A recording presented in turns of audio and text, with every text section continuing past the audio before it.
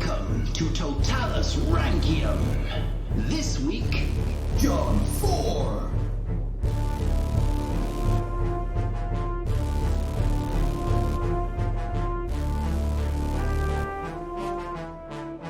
Hello, welcome to Roman Emperor's Totalis Rankium. I am Jamie. And I am Rob, and this is episode 159. It's John 4. John 4. John 4, or Johannes 4. I was trying to think of the old way of saying 4 and realised I don't know these languages. Why am I even trying to think?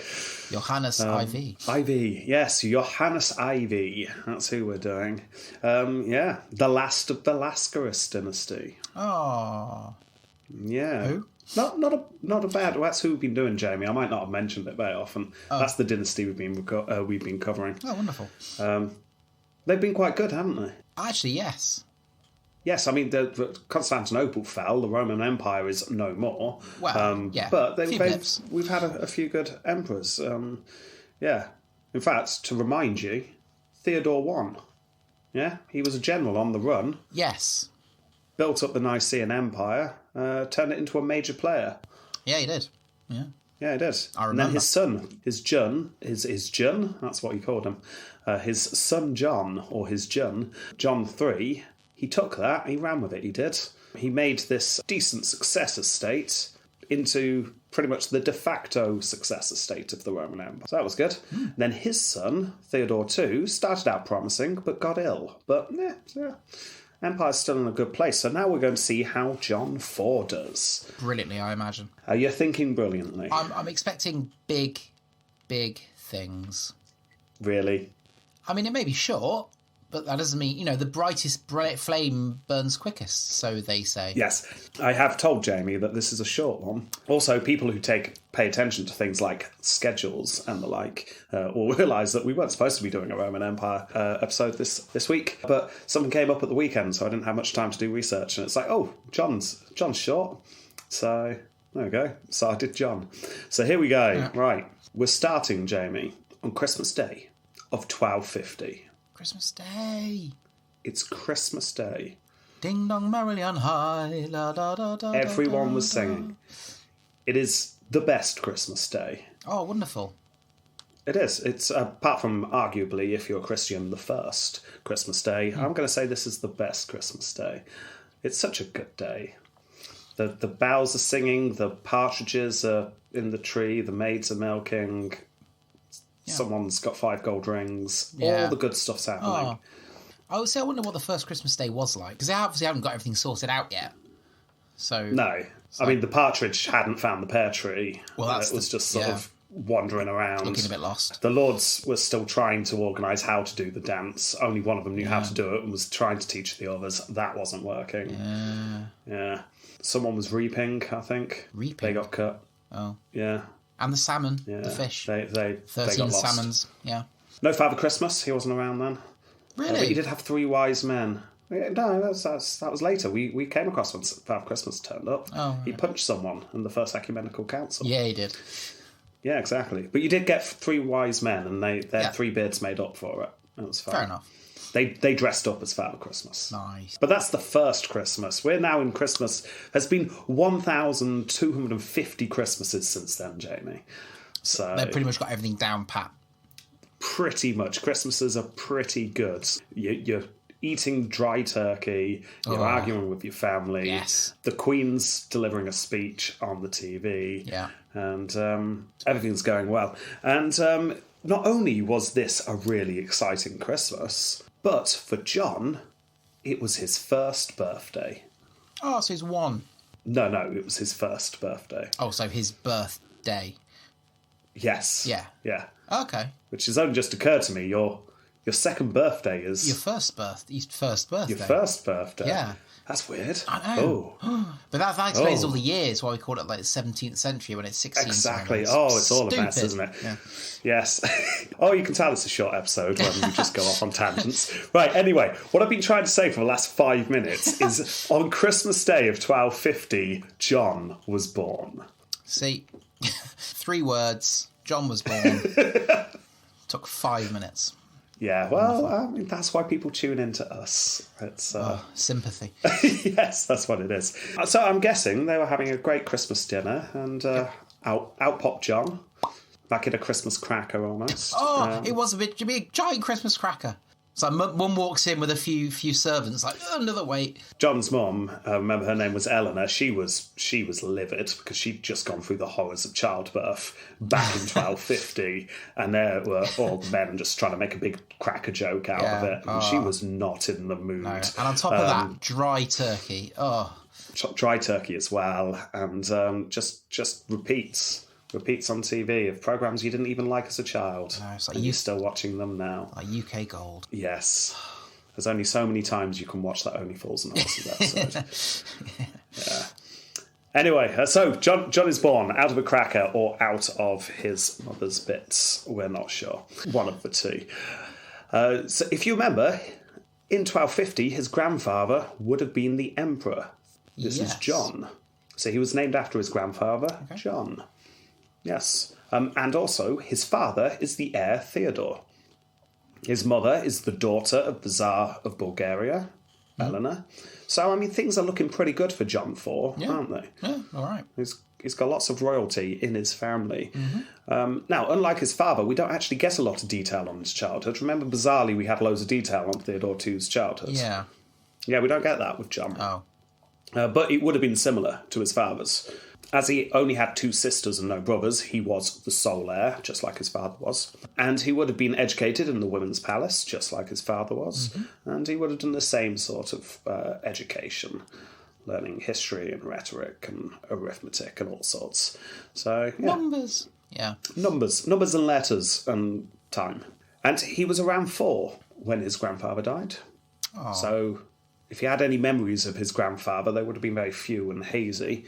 But yeah, his father becomes the emperor when he's 4 years old. Cool. So that's nice. Yeah, life of luxury from now. Yeah. So over the next 4 years, he's the heir, and the events of the last episode play out. Now, it was quite a long episode because we had loads of detail, but if you remember that we had lots of detail, but it was only 4 years. Yeah. So, yeah. So it was quite quick. But just to do a very brief recap, his father fought the Bulgars and did quite well. He got lucky with the Mongols, and that's about it. He had a best friend called Mausolon, remember? Who was his childhood friend who was a page boy. Oh, yeah. And we had the source, George, who just was really bitter. But while this was all going on with Theodore II, we don't get anything on John. We've no idea what he got up to. He was being a child. And then, when he was approaching 8 years old, his father died of lurgy. Yeah. Making him the Roman Emperor. Huzzah, he said. Huzzah, sort of, the Nicene Emperor. They called themselves the Roman Emperor. They don't have Constantinople, but no one's strong enough to argue the point anymore. It's a bit hazy. Is he the Roman Emperor, the Nicene Emperor? I mean, he doesn't have Rome. He hasn't really got an empire. He's clutching at straws, I would say. But he's the Emperor. He's the Emperor of clutching straws. Cool. And he's only 8 years old. Oh, dear. Have you seen a problem? Yeah. Well, it soon became apparent that Theodore had been busy on his deathbed, for he had written a will. He wrote that his best friend Mausolon was going to be the boy's regent. Yeah. Now, we can guess that John probably would have been happy enough with this. Mausolon was his father's best friend from childhood. Presumably, he would have seen him as Uncle Mausolon. I trust you so much. But, if you remember from last episode, Mausolon was hated by the aristocracy, because he was, after all, low-born. That's true. He was a page boy risen through the ranks on the whim of Theodore. So who the hell is this page boy who's now ruling us as regent? Thought the nobility. Not only this, but you might remember from last episode that Theodore II left to fight the Bulgars and left Mausolon in charge with one instruction. And that was, root out anyone who you think's going to be a problem and sort them out, would you? Make sure they are no longer a problem. Exactly. Well, Mausolon did that. Extinguish their flame. Do you mean cut their tongues out and put their eyes out? Yes, I do. Good. Because that's what I did. Yes, no, that is definitely what Mausolon did. Our favourite source, George, Acropolates lists 4 powerful men and their sons and brothers who all had their eyes removed or tongues cut out at this time. So they, understandably, did not like this page boy done good. Malzalon's in charge. His best friend's dead. His best friend's son's the emperor, but he's in charge. Understandably, he's a little bit worried that the nobility don't like him, because the nobility don't like him, and he knows. Was it all the letters they were sending? It was all the letters. We hate you. Sign language. A lot of sign language. Yeah. All you've got when you've got no tongue. That's true, yeah. Of course, there was no, standard for sign language back then. But they got the gist. Yeah. A lot of fist-pumping actions and... Yeah, lots of throat-slitting actions and lots of fingers. Yeah, lots of fingers. Yeah. So, Malzalon realises he's got to do something, so what's he going to do? Do something to make him popular. Invade somewhere, something like that. Drop taxes to the rich. I mean, these aren't bad suggestions, but he's thinking immediate short-term, because that's going to take, weeks at least to set up. Kill all the dissenters. Trials. That could work. Treason That could trials. work. But no. He decides to give a speech. If I could just give a damn good speech, I'll get everyone on side. I don't know. You're not convinced. No, I don't know. I mean, Donald Trump was fantastically good at giving speeches, but he didn't always get everyone on side. That's true. But, I mean, Malzalon, he's got a chance. He's got a chance. Okay. We've got this speech from our new source. Say goodbye to George and say hello to George. Hey, George. This is George Pachymeres. Not pronouncing that correctly. Nope. We've got a new George on the scene, and this George loves writing down speeches because he was either there writing it verbatim or he likes making things up. Because, my God, this speech is long. Pages long for Malzalon. I've read it, so you don't have to. Thank you. Sometimes you see speeches and it's like, I'll pick out all the fun nuggets and the things that are fun and we'll laugh at this. And no. I'm just going to sum it up with this. He stood up and said, look, I didn't look for this. I didn't choose this. But aren't the Laskaris good, yeah? Yeah? They've been a good dynasty. Little John here, he's all right, isn't he? Yeah? Anyone got a problem? Speak up now. That was basically it. Okay. Imagine that. Flowery language for 3 to 6 pages. Oh, wow, okay. Well, someone did say something. No, we don't like another man stood up, and this is a man we've come across before. Happens to be Malzalon's uncle through marriage, which this guy wasn't happy about because Malzalon was a lowborn and wasn't happy. Malzalon was now technically in his family. This is none other than Michael Paleologos, who we've come across before in the last episode. Yes, that name rings a bell. Isn't the last dynasty the Paleologos dynasty? Oh, well done, Jamie. Yes, it is. Oh, yeah. Yes, it is. The last dynasty. Yeah, he was, like I say, no fan of his nephew through marriage, so he stood up and gave an equally long speech. And again, wow, I read that, I did.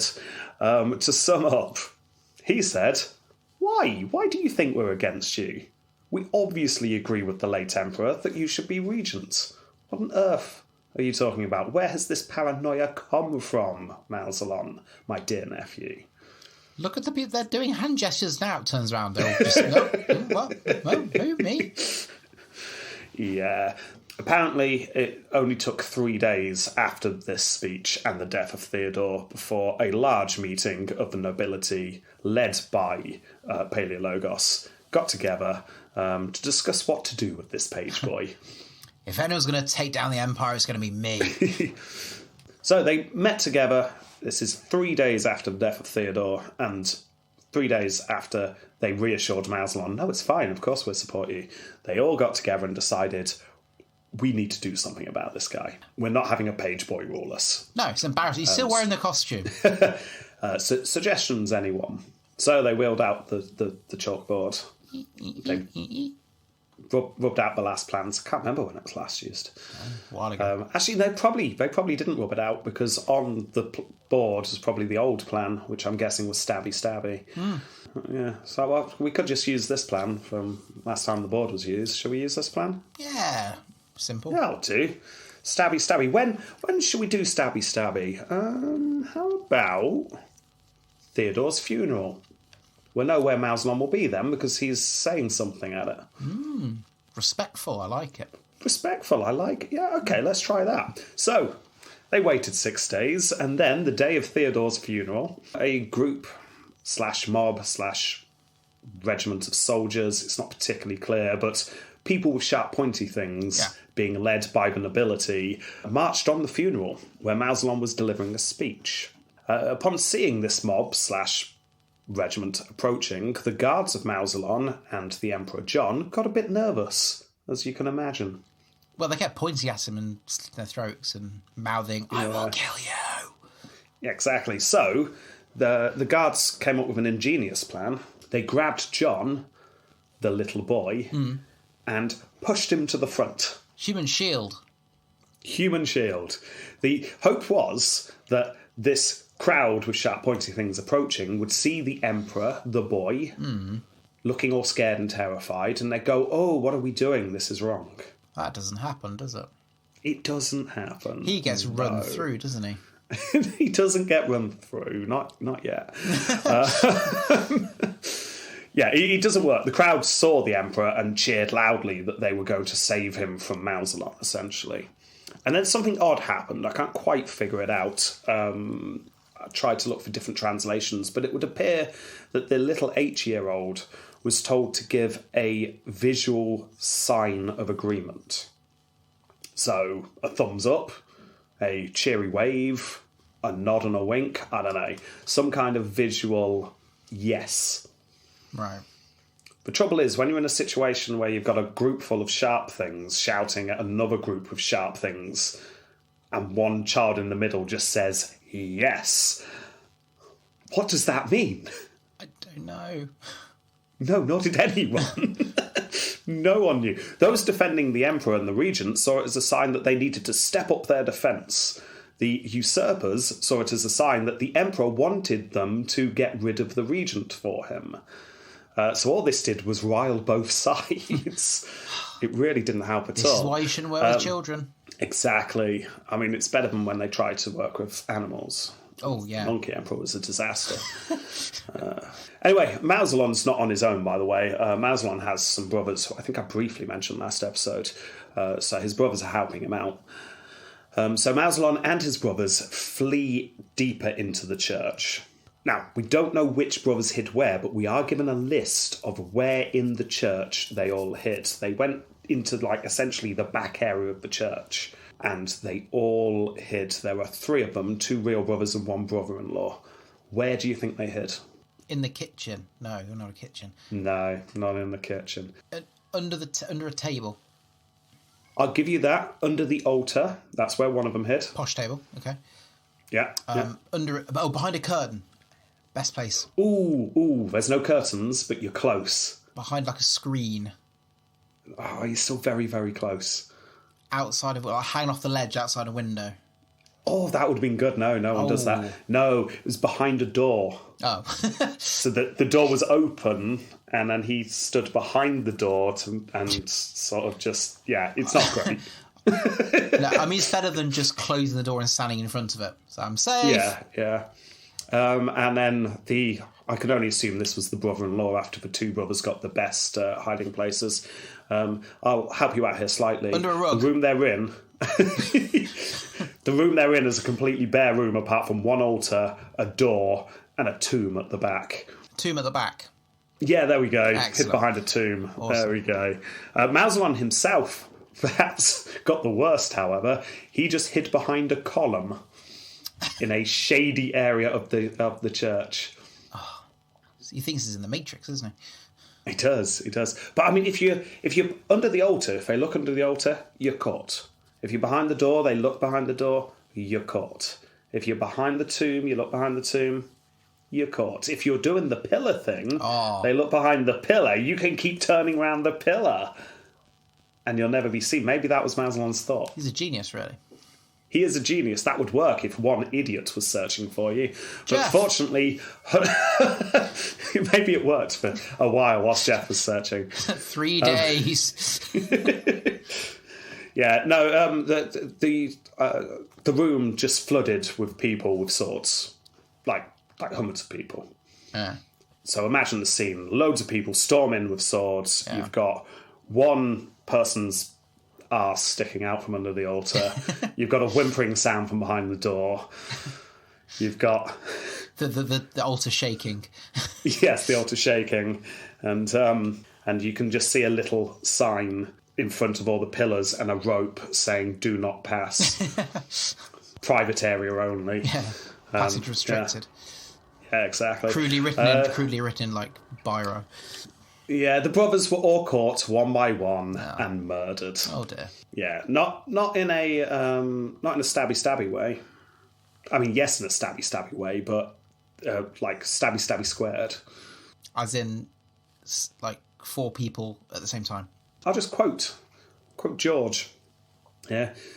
Get the most of old George, by the way. We're losing him quite soon. We'll have a bit of him next episode, but then he's gone, and then we'll have to make do with new George and his love speeches. But anyway, here we go. It was there that they were slaughtered, nor did their slayers feel any compassion for them after the murder. So great was the hate which all the people felt that they cut them up limb by limb, or rather, joint by joint, and even tore off small pieces of flesh, each man seizing his own bit until they were sated. Sound like sharks or piranhas. It's that joint by joint bit that gets me. It's like limb by limb, yeah, they're hacking off the limbs, but limb by limb makes me think they are just like swiping at limbs. Joint by joint makes me think you've got the sword and you're actually getting it right into the elbow joints and prizing bits apart, and it just becomes a lot more graphic in my mind when you say joint by joint. And how far down is like each finger joint? Then your wrist. Oh gosh. Oh, nasty stuff. Now, remember, whilst all this is happening, Theodore the Emperor's funeral's going on. Just this really distressed-looking vicar still trying to do a sermon. Doing some really pointed stares at all the noise going on at the back of the church. Have respect. Sorry. Pop crack. Yeah. After they'd all had a good go at pop cracking the Mauslan brothers, the usurpers then decided what would be best to do is go to where Theodore was lain and have a go at him. They approached the body and gave him a good telling off. You're a bad man. Well, I'll quote here. They gave him a good telling off for, and I quote, having entrusted the Roman Empire and its affairs to loathsome little men, worthless specimens of humanity who had been raised on the songs of theatre, and took pleasure in the flute, and practised singing to the lyre, while he neglected noblemen and expert generals who had given good and satisfactory service to his father, the Emperor. I mean, satisfactory is not excelling, is it?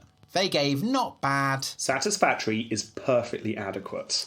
Oh, no, it is, but it does... There is nothing wrong. No, if you're wrong satisfactory, you're satisfied. You are preached and converted, because as we know as teachers, that's how they rated us, and it's like, yeah, brilliant, satisfactory, awesome. Yeah, until it was decided it meant bad. Yeah. But also, it doesn't... They're not saying outstanding. It's just, they're all right. They'll do. Well, what I find interesting is we are 1,025 years on, almost exactly, from our very first episodes, where there was this sneering at the idea that anyone who entertains someone for a living could do anything. They were seen as lower than the low, and it's still there. It is still there, very much so. Nero, look at him. Yeah, exactly. We've still got the same idea. A lot has changed in the Roman Empire, obviously. The religion, the language, the location. The name. Yeah, exactly. But, no, the name's still the same. It's just in a different language. But there is still this same idea. You have your nobility and you have the plebs. Entertainers. So, yes, that's still going on. Anyway, this mob of nobles plus the patriarch and some top bishops then after the funeral get together, decide, okay, we need to decide who is going to be the next emperor. We need to choose a new dynasty. Poor little John. Just, hello? And then someone pointed out, hang on, do still have an emperor. We didn't just kill the emperor. The Laskaris dynasty is still around. We don't need to choose a new emperor. But, and I'll quote here, they did not think it proper for the Roman Empire, being as great as it was, to be governed by a fruit-picking and dice-playing child. Oh, harsh words. That's right. Heard it here first. John 4 was a fruit picker. Oh my goodness. No idea. No. I tried to look into it. No idea. I mean, it's obviously talking about his maturity and his age. Yeah. He's too young. I don't know how fruit picking comes into that. If anyone listening knows, please let me know. But yeah, maybe it's a translation thing. But he was a fruit picking, dice playing child. Oh, that's not the kind of person you want as an emperor, to be honest. No. So they decide, we definitely need to put someone else in charge. And it needs to be really good. As one person pointed out, I mean, it's got to be really good because this is going to be our last dynasty. So they all looked at him. He was just sat in the corner wearing a hood. And a mobile phone. Yeah. A bit strange. He was a traveller. He just turned up. No one had seen him before. He was just making his way through. Yeah. But he imparted some wisdom. Make it good, he said. It's going to be your last one. Last chance. Yeah. Fred was his name. Future Fred. Oh, Future Fred. He said that, and then he just stood up and he walked out. Interestingly, he walked into the cupboard, and everyone laughed, thinking he was going to do the Jeff thing, come back out the cupboard. Yeah, but no. An hour later, he was still in there. Someone went to check. Nothing. Nothing at all. Yeah. Anyway, so they talk about who. They talk about who's going to be the next emperor because they need a good one. They need a good one. That's what they need. And there was one man, incidentally, one man who had been a governor, a general, who was loved by the army, and now we think about it, is sitting at the head of this table because he's the one who organised the coup. Oh yes, he's the one wearing the purple robe. That's the one. Yes. Very fetching, sir. Yes, yes. Michael Paleologos, I believe. They said, and he said, well, actually, it's pronounced, and then pronounced it correctly. But how it's pronounced has been lost to history. So I'm going to keep saying Paleologos. Yeah, that's how you say it. Well, that's how I say it. Anyway, this isn't Michael's episode, so I'm not going to go into detail about him, but just so you know, I think we've got another long one next one. But we're sticking from John. From John's point of view, remember, he's 8 years old. He would have been told, Uncle Mausalon is no longer looking after you, little John. Instead, this man here, Michael, is going to look after you. Yes, the one your father exiled. Yeah. That's the one. The one your father only invited back after he swore many oaths not to harm his family. So he's sworn oaths, it's fine. Yeah. Michael's sworn oaths, you're going to be fine. It's absolutely fine. Yes, we know he's got a massive sword. It doesn't matter. Yes, it's fine. You're going to go and live with his sisters. It's going to be fine. Yeah, in a matter of weeks, Michael went from just being the person saying we shouldn't have Mausalon to becoming the regent. And then becoming the Megas Dukes, or Big Duke. The Mega Duke. Mega Duke. Big Duke. Big Duke is an even better way of saying it. Big Duke, that's what he called himself. Nice. Hi, I'm Big Duke. It's a good name. This title apparently was given to the head of the Navy at the time, but this obviously was just a title he gave to himself because he was able to give it to himself. John probably wasn't aware of how precarious his life was at this point, because raging around him was a debate about making Michael the co-emperor. Now, many wanted both Michael and John to be crowned at the same time. Remember, John is the emperor because his dad died, and the speed of monarchy means that you instantly become the next monarch as soon as the last one dies. Boom. Faster than the speed of light. However, he's not been crowned yet. It's about to happen. So let's crown John and Michael together, co-emperors. Make sense? Yep. Michael, however, was pushing for John's coronation to be delayed slightly until he was old enough. Now, some in the Michael faction let it be known that if the patriarch didn't get on board with delaying the child's coronation, they would kill the child. Well, if you put it like that, then I'm sure I can find some small writing here that says, "Oh, I found it. Look, it says right here I can do that." That is fine. Yes, definitely. Wonderful. Yes. Turns out that as long as there is copious amounts of coronation chicken, you can do what you want. That's the rule. Yeah, look there. See, small print. Look. Yes. Patriarch wasn't happy about this, but he was going to do it anyway. The first John knew about this was when a bishop turned up to explain things to him. This bishop said to the child, Michael's going to be crowned before you, and according to our news George source, George Pacamares, I'll quote, the child paid no attention because he had no understanding. And everyone else was only looking out for themselves. Yeah. So, yeah, understandably. So, John was sent to go and live with Michael's sisters. Apparently, they looked after him quite well. That's nice, isn't it? Yeah. Yeah. And then Michael, spoiler warning here, recaptures Constantinople. Oh, hey. Brilliant. Yeah. It's a really sort of damp squib way of revealing that, I know. So I'll go into how he did it, but this is John's episode and John had nothing to do with it. But the capital's back, Jamie. The Roman Empire is restored. Constantinople, we're back there. We're back there. Michael's back there. Is John back there? I don't know, but he's done in his name, so technically he achieved it. Yeah, John's not there. John's not invited. Oh. John stays in Nicaea with the sisters. Okay. Yeah. Michael, annoyed that this hangover from the last dynasty is still hanging about, starts to point out to those close to him that he was the one to recapture the capital, so he should be sole ruler. And everyone started agreeing with him. He didn't say this publicly, obviously, but he's working towards it. So like I say, John was kept behind in Nicaea, not brought to the new capital. He was still looked after by Michael's sisters, who, although apparently very kind, were also very much advising their brother to do something about this heir. Because he's getting older, It's going to be a problem. He's beginning to ask questions. Exactly. He asked me why the sky was blue. I have no idea why. So, Jamie, can you tell me who had the worst 11th birthday in history? I don't know. I can't remember my 11th birthday, so it couldn't have been that bad. How was your 11th birthday? What happened to you? Oh, that's a good point. So your 11th birthday, you're in primary school. Yes. You're in the last year of primary school. Year 6, yeah. You're at year 6. I don't know what that is in America. Sixth grade. I don't know. No, their grades are different. It's going to be... You're 11 years old. Yeah. If you're in America, you can work it out. My birthday wouldn't have been great because I did not have a good time in year 6.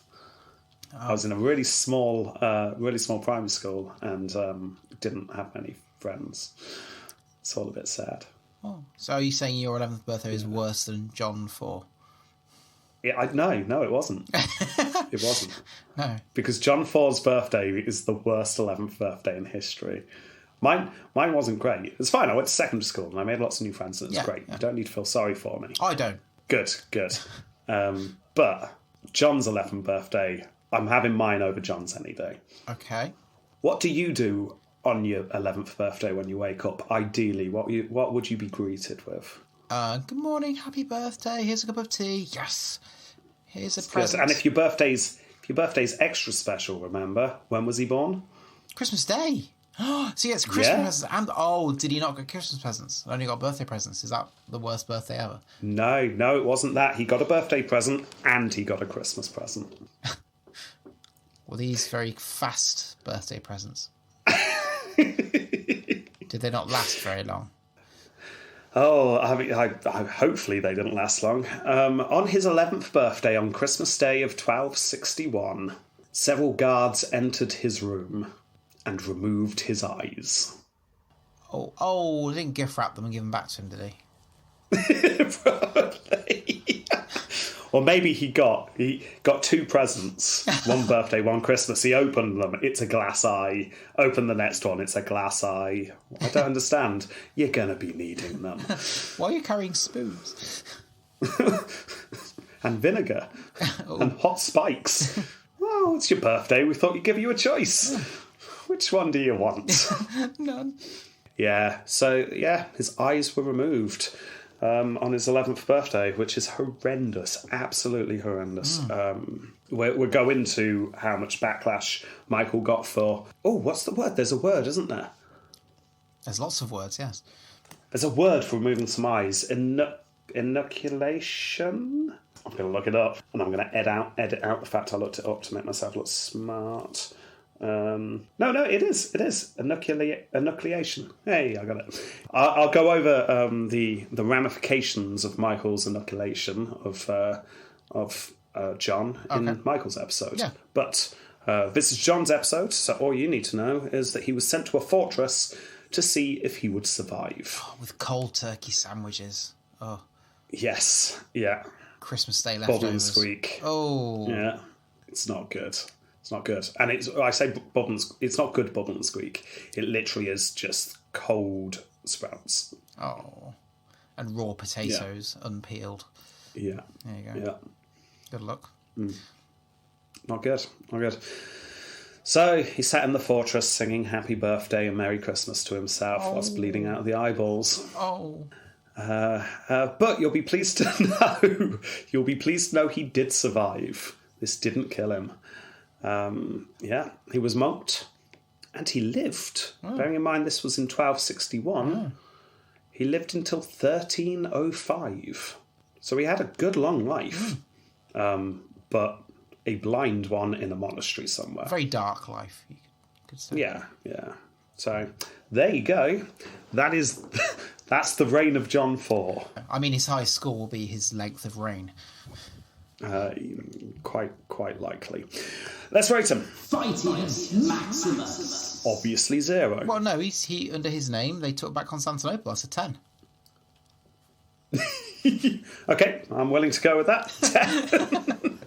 No, it's a 0. He was emperor at the time. No, it's 0. It is 0. No, he did no fighting. I mean, who knows? Maybe he tried to fight back those guards as they pinned him down.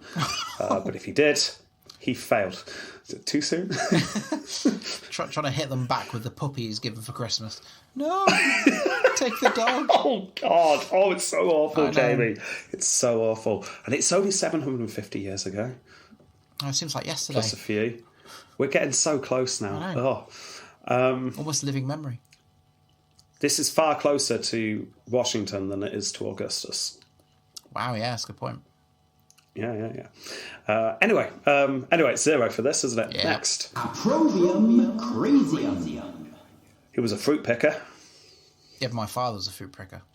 I won't be saying anything bad about fruit pickers, Rob. I mean, it's not crazy, is it, picking fruit? No, it's probably the thing. It doesn't cause much opprobrium. It's probably the kind of thing you do when you just walk around the garden. You just like take a blackberry off a bush. Yeah. What else was he? Was he a dice thrower, card player, or something? Wasn't he? He's a kid playing. He's a kid playing with cubes with numbers on. Yeah, dice playing. That's it. He was a dice playing child. It's not crazy, is it? We can't give him anything for that. Nope. 0. Yeah. Successus Ultimus.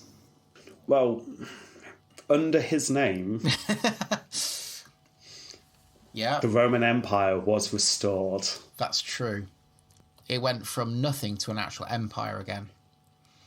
The Roman Empire had fallen, and whilst John IV was in charge, sort of, was an emperor, they got Constantinople back, and the Roman Empire's back on the map. They bloody well did, yes. You know what?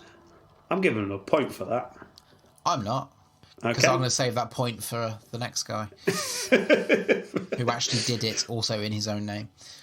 Oh, yeah, he'll get some... Well, to be fair, let's face it, it was John's great-grandfather, grandfather and father who put in all the legwork. Michael just came along and swooped in at the end. Yeah, that's a good point. But that's his episode. Yeah. We'll talk about that next time. Now, I'm going to give him a point. I'm going to give him a point for Constantinople coming back under his rule. I'm going to give him -1, so he's got 0. Episode 159, we're bringing in minus numbers, aren't we? Yeah, no, it's fine. Tell you what, rock, paper, scissors. Right. If you beat me, I'll give them 0. Okay. Okay, on 3 or after 3? On 3. On 3. One, two, three. Oh, you win. Oh, I win. I went scissors. Jamie went paper. Yeah. He gets a point. Well done, John 4. Enjoy your points. It's your only one. Look at it quickly. You're not going to see it for much longer. It's so horrific. We shouldn't be laughing. Next round. Imago Facius. Oh, he looks young in the picture. He does. He's he looks young, and yet there are still bags under his eyes. He does. He looks very stressed. I'm not surprised. This was drawn I'm very not quickly as the surprised. soldiers burst into the room. Yeah. He's got the round young face. I mean, he looks quite young and... It's that same style again, as we said the last few times. But it's he's not got an impressive forked beard, so... Oh, that's good. Well, yes, it's a bit rubbish. that's a good point, actually, yeah. Yeah. He's beardless because he's too young to grow a beard. Oh, and he never will. Poor John. He never... Oh, no, he did grow a beard. He just probably wasn't a well-kept one because he couldn't see it. Oh. It's all so horrible. It is. Poor John. Poor John. Oh, there's been many emperors I've felt sorry for in the past, but John's going to be up there with one of them. I mean, it's just awful. Yeah. Christmas Day and your birthday, man. Come on. Anyway, it's not a good picture. I'm not going to give him much. 2. Yeah, I'll give him 2. It'd be easy to work out, wouldn't it? 1 point then in total. Tempo completo. Okay, and how long do you think he lasts? Well, 4 to 11, so that long. Was he 8? Yes, I'm going to call it 4 years. He did nothing for those 4 years. He reigned roughly the same time as his dad, which is insane. Yeah. Considering the last episode compared to this episode, they ruled for roughly the same time. Wow. But obviously John was a kid, he didn't do anything, so we've got not much to talk about. Had we not have gone on so many tangents this episode probably would have been 10 minutes long. Oh. But we've waffled, which I hope people don't mind too much about. Anyway, that is a 1 point for Tempo Completo. So what is his score, Jamie? Well, 1, 2, 3. His grand total of 3 points. A lovely round score of 3. It is. We rarely get round numbers, do we? We rarely get integers when we're doing this. We do, but his dad got integers as well. Oh, did he? All right. Yeah, it's that if you rule for 4 years, then you get a nice 1 point in that round. So, yeah. Okay, well, let's say no to Jenny Caesar and then move on. Okay. Do they have a certain Jenny Caesar? Nope. No. So, there we go. That was John 4. And Jamie. Yes. Jamie. Yes. We are now going to enter the last dynasty. Episode 160, and we're in the last dynasty. Nice. Wow. Do you want to know how many are left? Oh, go on. Oh, it's only just occurred to me. I'm fairly sure I didn't say ranking all of the emperors from Augustus Constantine 11 at the start of the episode today. Just cut that bit in you just said. Yeah, good. So we've got Michael Paleologos, or in other words, Michael 8. Because yes, we have had 7 Michaels before, believe it or not. Wow. Yeah. And then we've got Andronicus 2, Michael 9, Andronicus 3, John 5, John 6, Andronicus 4, John 7, Manuel 2, oh yeah, John 8, and Constantine 11. So that's 11. Well counted, well done. Thank you. I had to use my fingers. That's it, that's all we got. We've got 11 more emperors. Wow. So we've been doing this podcast since 2016, is it? May 2016? Yeah, that's right. Oh, I'll never get those years back. God. No, we're not. Yeah. So yeah, that's exciting. We've got another Manuel coming up, and some Andronicus, and some Johns, and some Michaels. Nice. And a Constantine at the end. So there we go. Yeah. Do you know exciting stuff. I have an idea. Oh yeah. How we can continue this podcast. Start up the Roman Empire again. Yes. We go to Rome. We just declare ourselves emperor. We get another episode. Yeah. And then as we rate it, we'll rate ourselves the best, and then we officially become co-emperors. Well, I'm happy to be a Caesar. You can be the Augustus. I don't really mind. I'm happy to be co-emperor, but I know you'll blind me. So. Yeah, but if you're Caesar, you'll kill me. No, what? I wouldn't do that. Like, damn it, Jamie, we are separating the palace down the middle. Okay, I promise. It's the only way to stay safe. I promise I won't bring any bottles of vinegar with me. That's fine. Okay. Right, okay, well, thank you very much for listening. And before we go, let's remind people that tickets for Intelligent Speech Conference 2022 are still available, and if you use the discount code TOTALIS, you get a 10% discount, which is very nice.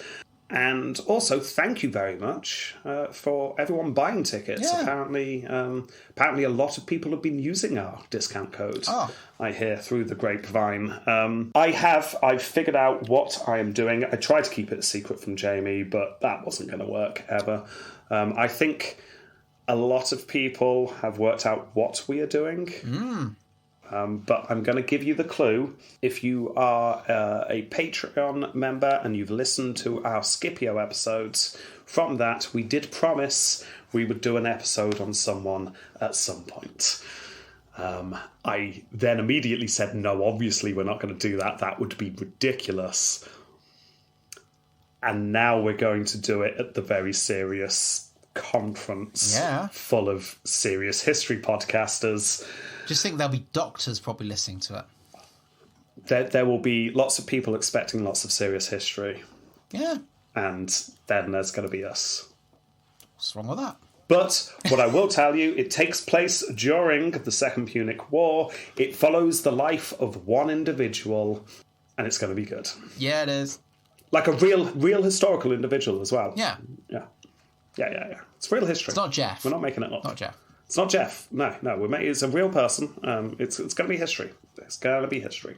So, the link of... Try and remember, the link is in the description of this to go and get tickets if you want. Or if I do forget, because I do, just type intelligent speech into Google and it's there. Easy to find. Check that out if you can. Apart from that, I think all we need to say is thank you very much for everyone for reviewing and listening to us. And thanks for downloading some Podbean, iTunes, Stitcher, everywhere else. And YouTube. We're on YouTube Spotify. as well. Spotify. Yeah, we're on YouTube. And Amazon. Yeah, we're on Spotify, Amazon Music as well. Are we? Yeah. Oh, we're everywhere. Yeah. Everywhere. We're like leeches. Great. Okay. Yes. History leeches. Isn't it interesting when the word count for an episode's like 6,000 words, it takes about 2.5 hours to record. Yeah. And when the word count is less than 1,000, it still takes over an hour to record. Weird that. What's that say about us, Jamie? We like the sound of our own voices. Yes, we do. Yes, we do. Which is why I'm listening back to this right now. Hi, me, listening back to it. Hey, Rob. Hi. Right. Goodbye, everyone. Bye. On that slight surreal note, this has got to be the least professional goodbye we've ever done. Yeah, I might have to cut it down. We're rambling a little bit now. Oh, we're fading out. We're definitely rambling. We're fading out. That's good, isn't it? Yeah. All that needs to be said is... Goodbye. Goodbye. Bye.